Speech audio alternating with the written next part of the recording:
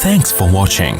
Don't forget to like, comment, share and subscribe to Mufti Tariq Masood, famous scholar. Mufti Tariq Masood speeches को subscribe करके bell icon पे जरूर click करें। जज़ाकल्लाह।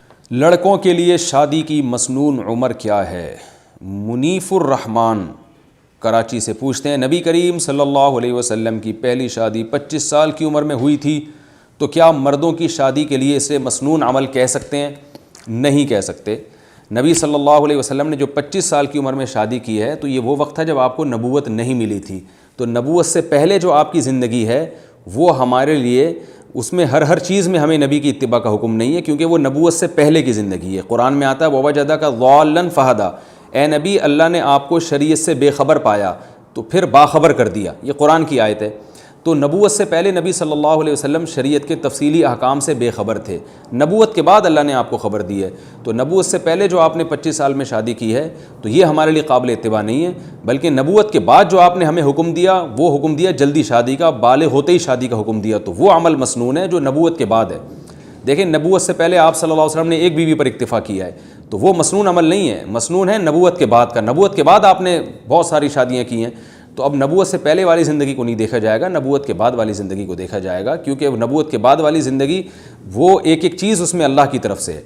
तो नबूवत के बाद आप सल्लल्लाहु अलैहि वसल्लम ने जो हुक्म दिया, बुखारी मुस्लिम की मुत्तफ़क़ुन अलैह सही हदीस है। अब्दुल्ला बिन मसूद फरमाते हैं कि मैं बिल्कुल शबाब था, यानी इब्तदाई शबाब में था। इब्तदाई शबाब कहते हैं 15 साल की उम्र को।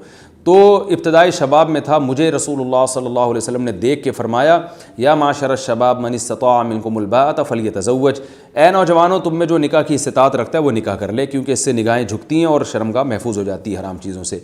तो निकाह की मसनून उम्र 15 साल है। अलबत्ता ये ज़रूर है कि शादी चूँकि अपने ख़र्चे पे होती है, बाप के ज़िम्मे लाजिम नहीं है कि वो आपकी शादी पे ख़र्चा करे। तो 15 साल में निकाह जब मसनून होगा, जब आपको कोई रिश्ता मुयस्सर भी आए। और ज़ाहिर है लड़की वाले इस उम्र में आपको देंगे नहीं, वजह उसकी है कि आप वो देखेंगे आप कमाते क्या हैं। या तो आपके अब्बा आपकी ज़िम्मेदारी ले रहे हो, फिर तो ठीक है।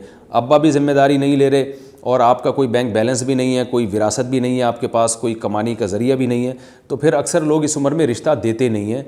तो जो कोई रिश्ता ही ना मिल रहा हो, तो फिर हम ये कहेंगे कि आप में इस्तिताअत नहीं है। लेकिन बाज़ लोग 15 साल की उम्र में भी उनको रिश्ता मिल जाता है, या तो इसलिए मिल जाता है कि उनके वालिद उनकी ज़िम्मेदारी ले रहे होते हैं, वो कहते हैं बहू को खिलाना मेरे ज़िम्मे है, या इसलिए कि उनको विरासत इतनी मिली होती है, कोई बिज़नेस होता है जिसकी वजह से उनकी अर्निंग हो रही होती है।